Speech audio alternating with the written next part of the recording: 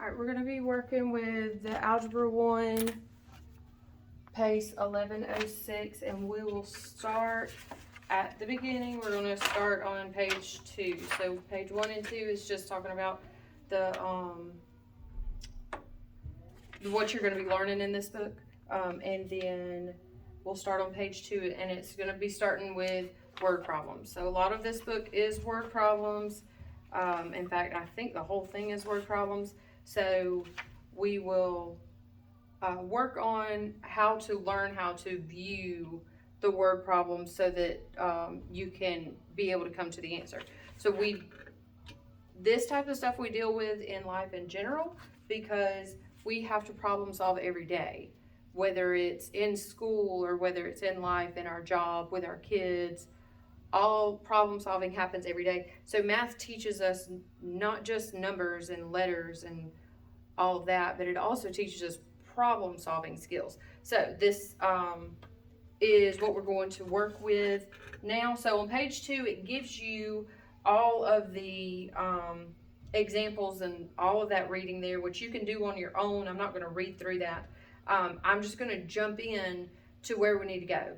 Okay, so what we're trying to find over on page 3 and number 1 is what a test grade needs to be for the total average to be 90. So what we want is for our final average to be a 90. So how do you figure that up? Okay, it tells you over on page 2 that the formula for this is average equals the sum of the figures divided by the total number of figures. So if you have 5 grades, then it's going to be all 5 of those grades. Let's say it's a 89, a 90, a 87, a 74, and a 92. You're going to put all those numbers, you're going to add them all together on the numerator, and then in the denominator it's going to be 5, and you're going to divide everything by 5. So, but what we're given is an average, okay? So if it's, if your formula is average equals the sum over the total number, then what you're going to have is, it says, what score must a student make on an algebra test to make an average score of 90? So here is your average of 90, and it equals, so you're given some grades, okay? So for the grading period, if his other test grades are an 88, an 84, and a 92. So we have 88 plus an 84 plus a 92 plus a mystery grade. So we're going to put the mystery as an X. You can do an A or an L or a W or whatever letter you want to put in there, but you have a mystery. So how many grades is this? This is 4. So I'm going to put that over 4. Okay? So the next step is to add these 3 numbers together. So when you do that, you're going to have 90 equals 88 plus 84 plus 92 is 264 plus X over 4. Okay? So my next step is going to be to get rid of this 4. So how do you get rid of the 4? You're going to multiply both sides by 4. Okay? So I'm going to multiply this side by 4, and I'm going to multiply this side by 4. Okay? Those 4s are going to cancel, leaving me with 264 plus X equals 4 times 90. 4 times 9 is 36. So this is going to be 360. Now I still have to get X by itself. So the way to do that is to subtract 264 from both sides. This is a positive 264, and I want to do the opposite. So I'm going to move it to the other side. So minus 264. And then X is going to equal 360 minus 264 is a 96. And that is your final answer. So in order for this student to have a final average of 90 with these other grades, they're going to need a 96 on the last test. All right? So that's pretty basic.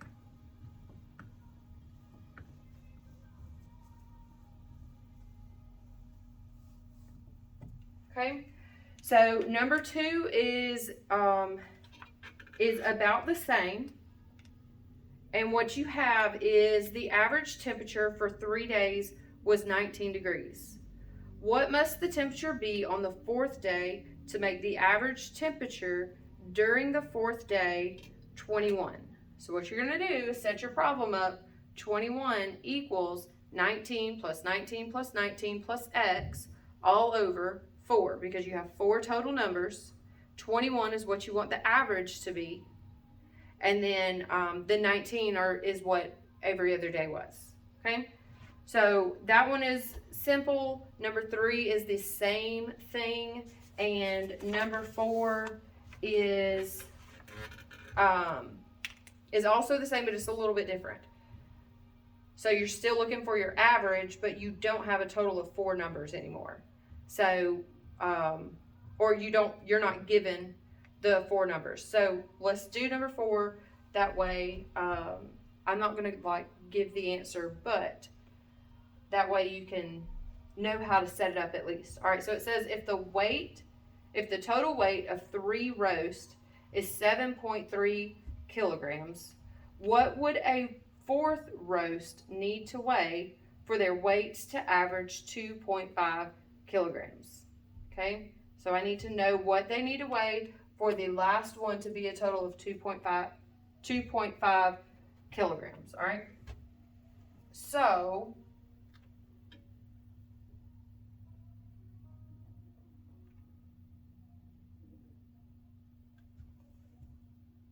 right, so the weight of the last one needs to be, we're going to do 7.3, these numbers are kilograms, plus x, and then we need the average to be 2.5.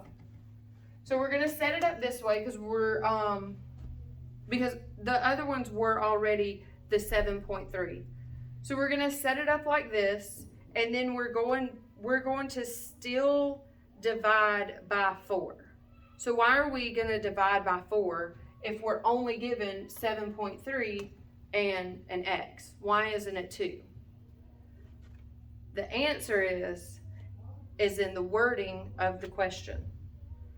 So in question 2, it said the average temperature for 3 days was 19 degrees. So that means on Monday it was 19, on Tuesday it was 19, and on Wednesday it was 19.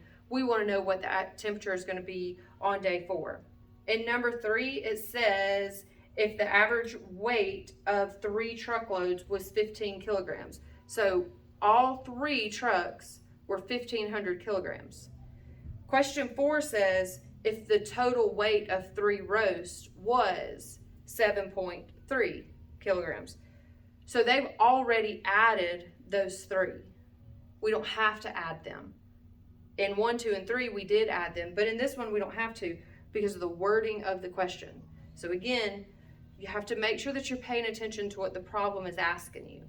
What are you looking at? What are you looking for? And what are you already given to get to that? So what you're already given is a total weight of 3. So 7.3 plus x, and it's all going to be over 4. Because 7.3 is the total of 3, what are we looking at? Roast.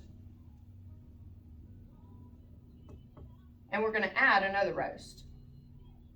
Adding another. I don't know if y'all can read that. Small writing, but okay. So this is already 3 roast. We're adding another, which is going to make it number 4. And we want the average to be 2.5. So when you work this out, just like we did the other one, just like we did number 1, you should come up with an answer fairly easy, okay? So let's move on to page 4 and 5. And we'll do page 4 and 5, and then we'll be done with this video, okay? So 4 and 5 actually goes on in over into page 6. There's 2 problems on page 4, and then there's 2 problems on page 6. And you can look at the problems over on, or you can go ahead and do the problems on page 6. You don't need me to do a video on those as well. All right, so Now what we're going to work with is averaging with percentages. How do I find the percent of something? Okay, so my problem over on number 1 is what number increased by 6% of itself equals 2650. Okay, so I have a number, okay, x equals a number. Okay, I want to add 6% to this number. Add 6%. Okay, so what you're not going to do is x plus 6%, because what is the 6%? What is the 6% taken of? We're not adding 6%. We're adding 6% of a number. So this number plus 6% of that number. And then it's going to equal this 2650.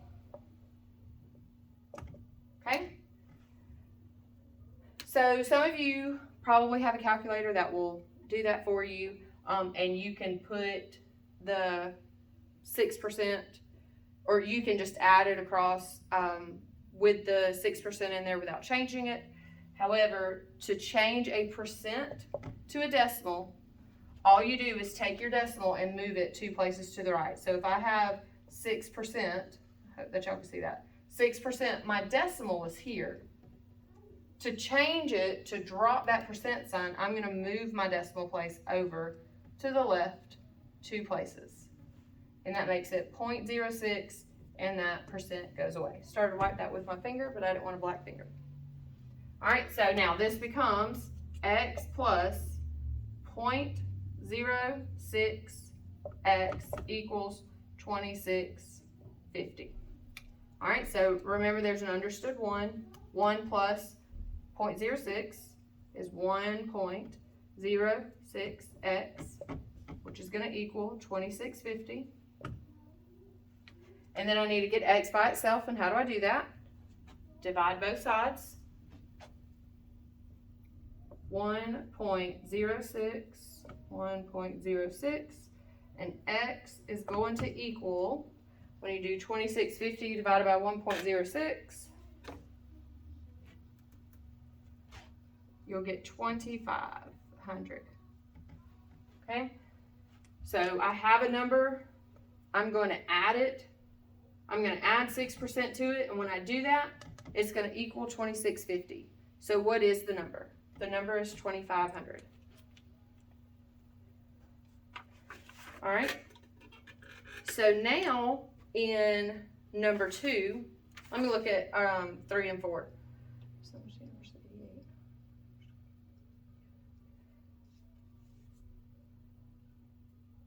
Yeah, okay, so 3 and 4 on the other page are very similar to 1 and 2 on this page. So I'll do number 2.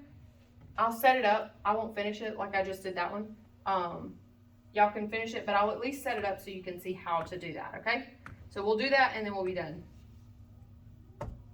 with this. Okay, so it says the sum of 2 numbers is 138.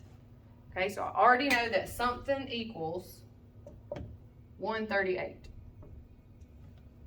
All right, if one number is 30% more than the other number, find the numbers. So for starters, how many answers do we have in this problem? We have 2. Okay, so your final answer is going to be 2 answers. It's not going to be 1 because it says find the numbers, plural. All right, so I have 2 numbers. I have one number is x, and my second number is 30% more than the first number. So x plus 30% x equals the second number. All right, so remember to get rid of that percent sign, we're going to move our decimal over 2 places, which is going to make that be 0.3. All right, so now we're going to add all this together because it's the sum of. So I've got x plus 0.3x equals 138. All right, so now just add. Whenever you have this grouping like this, the book always wants you to put it in parentheses. All you do from here is just drop the parentheses. The plus sign on the outside doesn't change anything on the inside. If it was a negative, remember that negative changes that positive to a negative, okay? So I'm just going to add x plus 0.3 becomes 2.3x equals 138. Now from here, all I have to do is divide both sides by the 2.3.